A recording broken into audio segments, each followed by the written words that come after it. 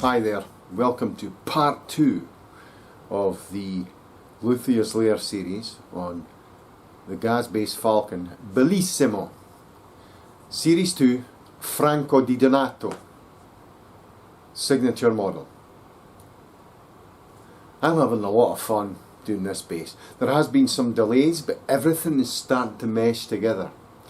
I don't know if I'll be able to get through all the most recent occurrences in part 2, but rest assured there's a lot of interesting stuff in this episode, so stick around, bear with me, and let's get on with it, shall we? Oh, by the way, hi Franco. Okay, so what are we doing now? What are you doing, Mr. Daniel?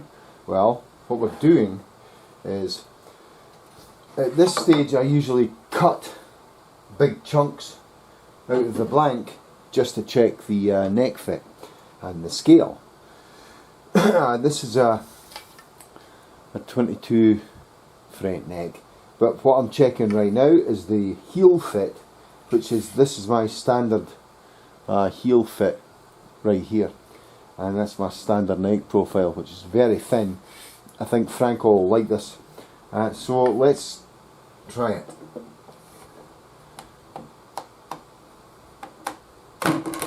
Oh wow! Well, I think that fits quite well, doesn't it? Now you can see there's a slight level up from there. What happens though is it'll be raised a little bit because that goes on top, you see. About there, you see. And it's starting to look a lot like a little, or a lot. You look up your mind. Like a bass guitar. So let's take this away, and that's a great test fit. And that's very tight, and it should be tight like that. It should be so snug because you don't want to lose any sound resonance through the wood and stuff like that. I don't even know if that really counts, you know that?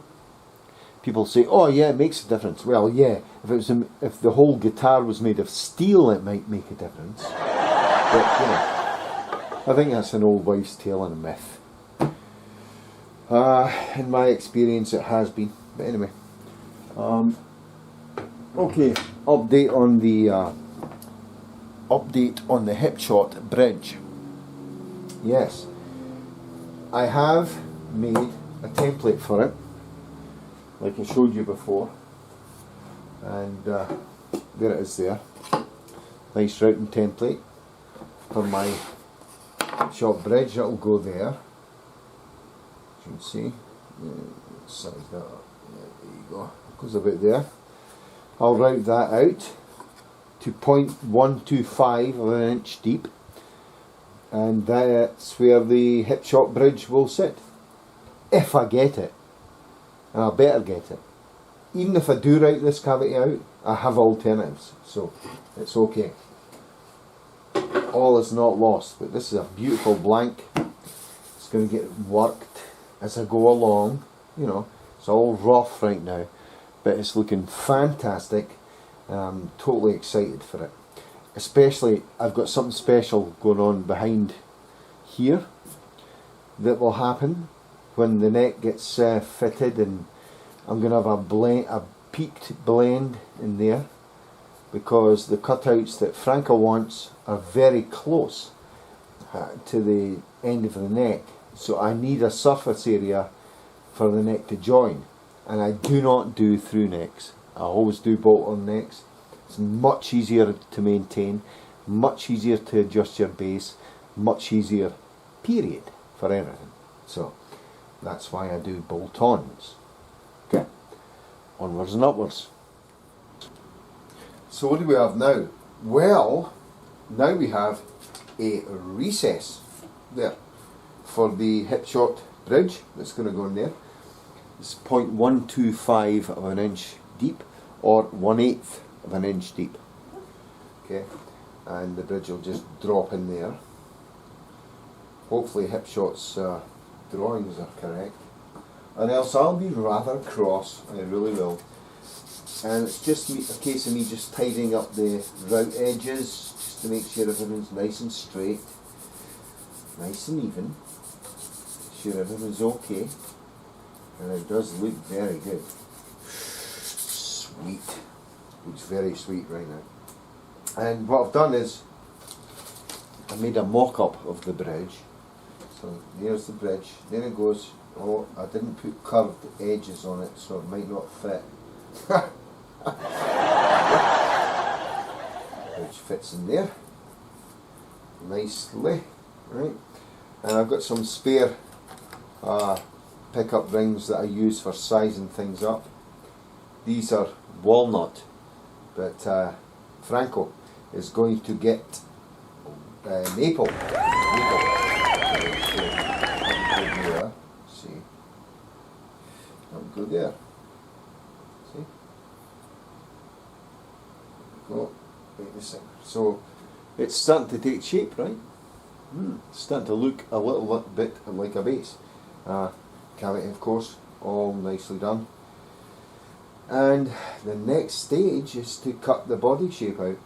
That's the next stage in the body. Like I said, the neck wood, which I specifically ordered for this build, is rock maple. And it will be coming in on Monday, which is 3 days away still. This is Friday night in Florida, about 7:30 in the PM. I don't stop for anyone, man. Right, so we've got that. That's going to fit beautifully when the bridge comes. Okay, out it comes, and here we go. Pick up rings, everything. Yeah. Now I can actually drill those holes. I was going to do that next, but I thought, you know, I've been in touch with Hip Shop. They're kind of assuring me that I will have the bridge in on time, so I just went ahead and sized it up anyway. If I get it within 3 weeks or 4 weeks, I'm cool, you know. If it's a little longer than that, then I will be most disappointed, and we'll probably end up suing, but never mind. There you go. So it's looking good. Even if I have to get another bridge, this recess can be beautifully dressed to be something else, and I'll maybe show you that if I get the chance with a piece of scrap wood.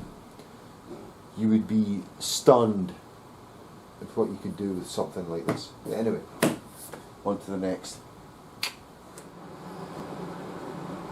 Let the games begin. That was my Bane impression. Anyway, so what have we done here? Well, it's rough bandsaw. I've cut out the body, rough bandsaw. There's a little weld there for the tuning heads. You can tune it at the back. There's the footprint for the Hip Shop bridge. Everything's golden. I've left excess on the neck pocket so I can carve a beautiful shape at the back that blends beautifully into the neck at the back of the body. As you can see, I don't know if I have the template. Yes, I always have a template for neck holes and stuff. Just fit that in there. That's where the neck holes go, and look at that. Excess wood there. Fantastic. It's all excess. It's very roughly bandsawed out, the shape. And I like to do that. I like to do a rough bandsaw. I'm sorry for the noise, by the way. That's all the extractor fans on and stuff. Because you can't be breathing in all this sawdust, you know. Anyway, that's the body shape. Basically right there. Very sleek. Very refined. It's not heavy. Even though it's made of oak, it's not a heavy base, and the balance is going to be absolutely spot on, I think, on this. The next thing to do is, I'll just lay this aside just now, excuse me, just to use this puppy, and we'll get all the teeth marks out of it. We'll get all the teeth marks out of the body and start to contour the shape. Now, I'll show you here. you can't go too crazy with bandsaws, right? So I've left plenty of wood here to work with and plenty here. I have very fine cylinder sanders that will cut that out beautifully and just blend it in here. Okay, lots of pencil marks on there, you know, just stuff I want to do. I might be able to even shorten this heel, I don't know. I'm going to do a stress test with my in stock 2-octave neck, but it's looking fantastic, right? it's actually looking pretty good right now. So yeah, so off we go, do some sanding, and let's go for it. See ya.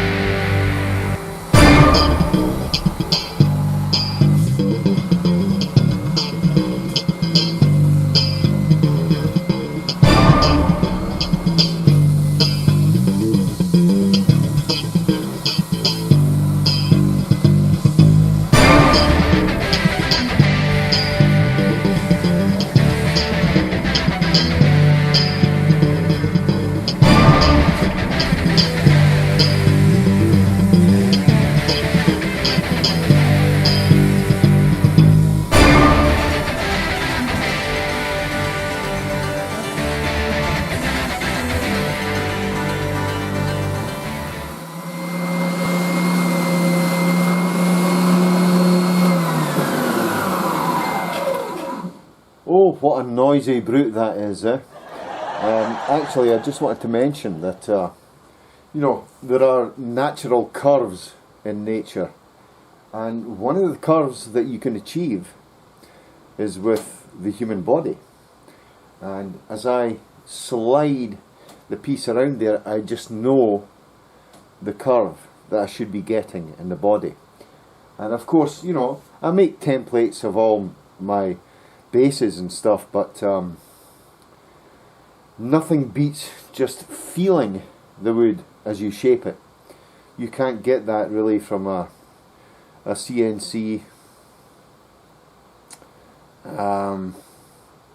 You just can't get it. You don't have that feel. I suppose with a CNC machine, when you start hand sanding it, you know, you'll get that feel, but I much prefer this method because it gives it such an organic flow. I might be talking crap, I don't know. That's up to you to decide. But that's what I definitely feel from it. And you know, this is like 5 minutes sanding, and I'm getting the shape I want, you know. And it feels just organic, you know. I think the distinctive part of the Falcon is the top horn here. It becomes a little bulbous at the top, and I think that's a spectacular thing. The bottom horn, I guess, is probably reminiscent of the Status Series 1000 or the Series 2. You know, I get that a lot, but not this part, you know. So all this is going to get sanded down and shaped, and we're going to go from there, and it's going to be awesome. It's going to be fantastic. So catch you in a bit, eh? Hi everyone. Yes, the extractor's off and all the sawdust sanding is away. Now, oh dear, what a conundrum we've got. Oh, look, it's all fricked up and stuff, and I can't smooth it out, and I got that one in really well, and what we're going to do? Well, I'll tell you what we do. In the absence of a CNC machine, what I do is I hand chisel this. What I do is I get my wood chisels. Hold on, I'll show you one. There we go, beautiful wood chisel there. Of a nice oil block, and what happens is we just do this. We put that there and we go pop, pop, pop, pop, pop, pop, pop, pop, pop, and we chisel that away. That's how we do it. We smooth it out. Even with the chisel, you can smooth wood to such a degree. You can take so tiny slivers off of wood with the chisel. And if you take care and you are patient and you are prepared to deliver the best thing you can ever make, then that's what you need to do. This part, I'm pretty satisfied with that. It needs to come in a little more. But again, I got my friend here, Mr. Chisel. Mr. Chisel will do the shit for me. So it's all handcrafted. I don't, man, I must be old, right? Because I really don't believe in CNC and stuff. There's no character to it. It's like a clone factory. These bases come off the line, they're cloned. There's no special character to them. Every single Falcon I have made, if you make measurements, and I've made 17 Falcons now, if you measure them, not one of them are the same dimensions. Not one. Not one. They're very, very, very close, but not one of them. So they're all unique bass guitars. And that is what I strive for. So you can put that there and go pop, pop, pop, pop, pop, pop, pop. See that? Comes away beautifully. Right into the bevel. It's beautiful. So that's what I'll be doing. I'll be finessing this. Oh, thanks very much, guys. I love you too. And hey, I'm in love with this bass already. It's just, I love you. I love you. I love you. Bellissimo. Bellissimo. Oh, can't wait. Awesome. Okay then, here we are. The body has been rough sanded to 80 grit all around. Its contours all in there, where the bridge is going to go, all that stuff. Now in these very tight corners, I just get out a little wood file and I just chip away at these little contours here until everything's absolutely smooth. That's a lot of fun. It's actually quite zen, as I've said in the past. But that's the basic shape, all cut out and you know, ready to be sanded down. And then we'll do the comfort carves in the front there and the back, the belly carve. I'm going to leave this piece that length right now because I was planning to, well, that's the length it's ultimately going to be at really, but I was planning to do a little carve at the back, maybe a slope to blend into the neck. And the neck wood is coming tomorrow, the rock maple. So we'll see. This turned out really well. The cut-ins to this is between the 22nd and 23rd fret on the lower horn, and the 20th and the 21st on the upper horn. So everything's looking okay. A couple of pencil marks on there still, just for my reference. But yeah, it's looking good. Looks like a bird, doesn't it? Falcon. The inlay came out really nice. It's really nice. And this part is going to be stained dark so that I have a nice contrast between the poplar and this oak here. And then these parts are going to be somewhat visible through the white. It's going to be almost transparent here, the sunburst going out and grading out until it's solid white around the edges there. So it'll be solid white fading away to translucent so that we can see this detail in the middle. So all in all, I'm very happy with it so far, and let's get on with sanding it all down to a nice, I would say about 400. We'll get it down to 400 and then see what's what. After that, it will go on the routing table so that I can bullnose all the contours and the edges. You know, that just means round them off. and I use a routing bit for that. It's much quicker. Put it on the routing table and then just shape it by hand afterwards, for that hand finished kind of feel, you know. There's little bumps still in here, but like I said, it's only 80 grit, you know. But all in all, it's very smooth. The contours are very good. So let's get on with it. Well, guess what came in today? The custom case I ordered from Gator Cases, who I work with all the time, and it's quite apt that they're called Gator, being here in South Florida. Here it is. This is the case. Now, did the boys get the specifications spot on? Let's have a look. I work with, like I say, I work with Gator a lot. Oh man, see the smell of a new case? Just, I have to smell it. It's beautiful, plush. Oh, it's fantastic.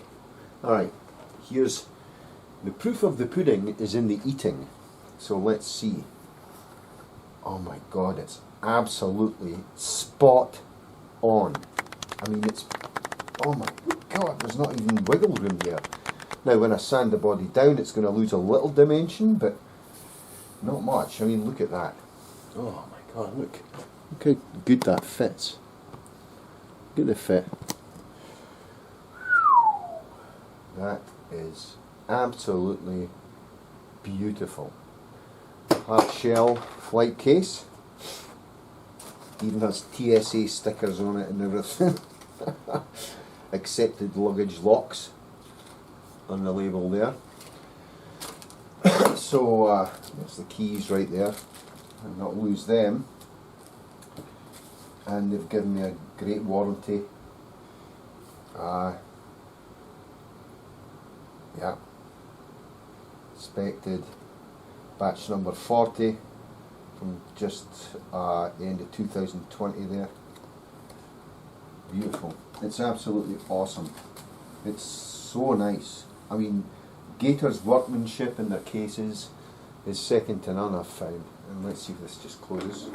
Oh, it's beautiful. Fantastic case.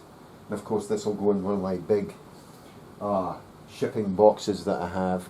I have deep Reverb shipping boxes that I bought from Reverb, who are cool. I have a store there and I work with them. And I have just plain boxes that I can put my logo on if I wish. But you know, if I'm shipping something to Italia, then I'd rather leave it sort of blank and put Fragile all over the box, you know. So yeah, hey man, this is just so sweet, so sweet. Thanks very much, guys at Gator. Thank you very much again. And yeah, you did a great job. What a job. Fantastic. Thanks.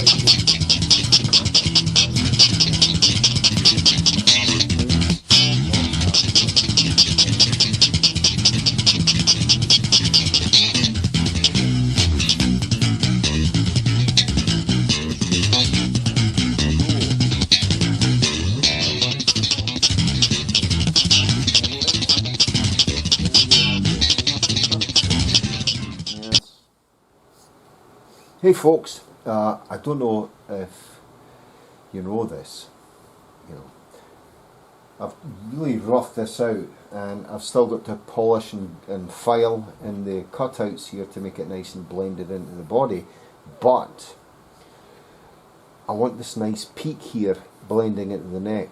And so how am I going to do that? Well, I routed down to make this about, it's about 1/10 of an inch. It's more than an 1/8 of an inch. Sorry, so that would be a 1/7, right? Anyway, So what I plan to do is scoop out this material so I get a nice curve into the neck, okay? And this is probably the outer bit that you want to use for that. Just scoop that material out. And I'm going to try this on a piece of scrap wood because I think it's probably a great idea to do this. You know, just go through that like that.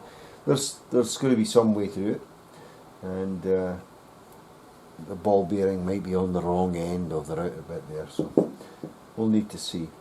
I might, you know, I might actually wait and do that, or I can chisel it out, but using a router will ensure a precise cut, and I'm pretty cool with that.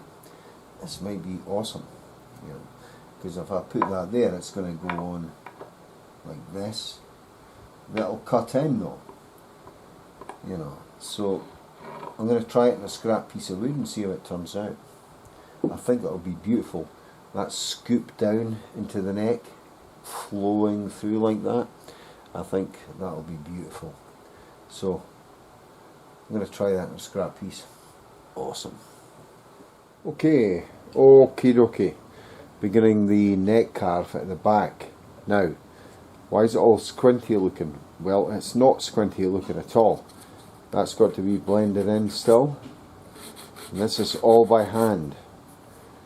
What this is severe cutouts here for a bolt-on neck. It might have been, it should have been a through neck maybe, but you know, I've got to tie up all this stuff and all this stuff here. But the good carve is this part, where we have this delineated there. This will blend into the neck, but the thing about this is, it's, I don't know if you can see that on camera, it's dimpled. It raises up in the middle and it goes down. So it's hand carved, and watch, look what happens when you put your thumb in it. It rests there. It fits a standard thumb. I don't know if I have a standard thumb, but you know, or finger from when you're around that side. So you got some place to rest your digits. These are all scooped out, carved out, and all I need to do is just use some sandpaper, get them nice and beautiful, not rushing it, get them nice and beautiful, and then round off these edges here, so they're not sharp and they flow into the neck of the base. That points, that's the arrow, it's going that way, see. Anyway, I thought that was quite clever, and when I hold it, you know, when I actually hold the base, it feels really fantastic to feel little dimples there. These are carves, concave carves here. This is straight, that's concave there, so it's designed for an ape to play. And we are apes, my friends. So I'll just keep doing that. Get that carved out. Smooth this out, blend it in, and we'll be good. Awesome. Well, here we are again.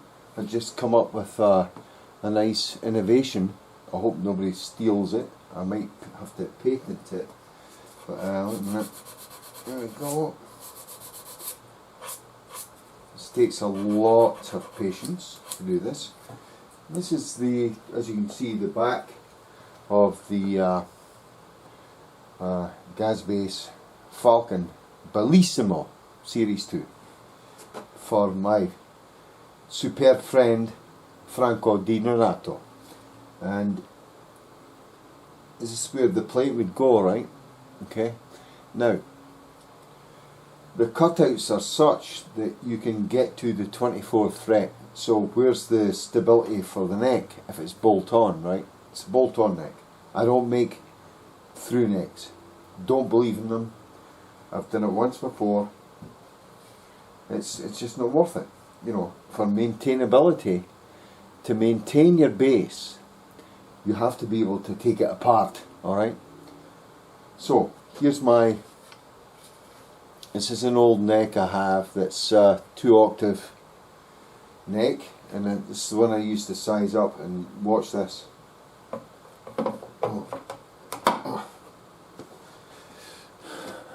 No screws.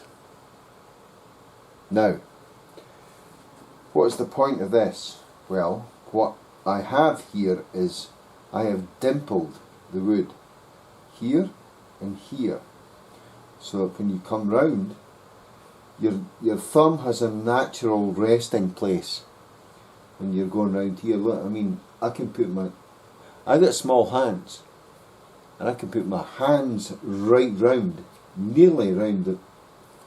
Look, easy, right? Now, the real neck I'm going to make is going to follow these contours and go up and into a peak and up the neck. Just beautiful. So, should I be like Leo Fender and not patent this? I think not. I should patent it immediately. Right, Franco? This is going to be awesome. I'm telling you. I mean, look at the fit of this neck. There you go. It was sitting there. That's the exact template that I use for necks. It's beautiful. And there's a curve, organic curve there. Beautiful curves there. I haven't finished this sculpt yet. It's like a sculpture. What you do is you do this. That's what you do all night, okay, until you get it right, you know. That's what you call hand making a bass, okay. Let me just pan out a little bit and explain this to you. What we do here is we hand make basses. We don't machine them. We hand make them. And that ensures the greatest organic flow you'll ever get from an instrument. Believe me, it works. You can tell the difference between a CNC bass and a handmade bass. You can. I've been playing for 40 years. I know. So you just go in there and you see there's a dimple in the wood there. Well, that's intentional because it's for that. It's an end stop for your thumb, so you don't, and it allows you to get to the 24th fret on a 2-octave neck. It's awesome. If anyone steals that idea, I'm going to kill them, okay? See you later. Okay, I've just begun to carve the comfort bevel here. So I'm going to carve that out roughly using my trusty angle grinder here. And it's really quite simple and easy. Just need to be very careful. You're going across the wood, get the angle right, and you're done. And I'll show you how that's done right now. So, watch out, headphone users. Noisy.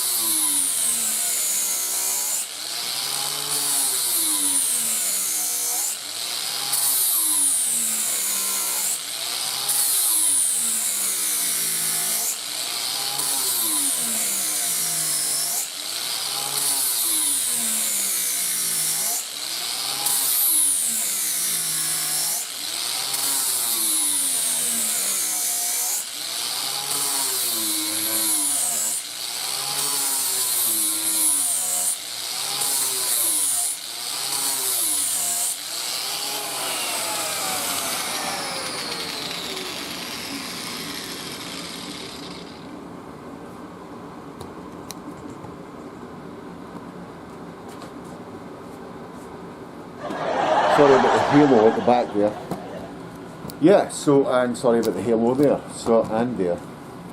So, relatively simple procedure, and that's it, about half done already.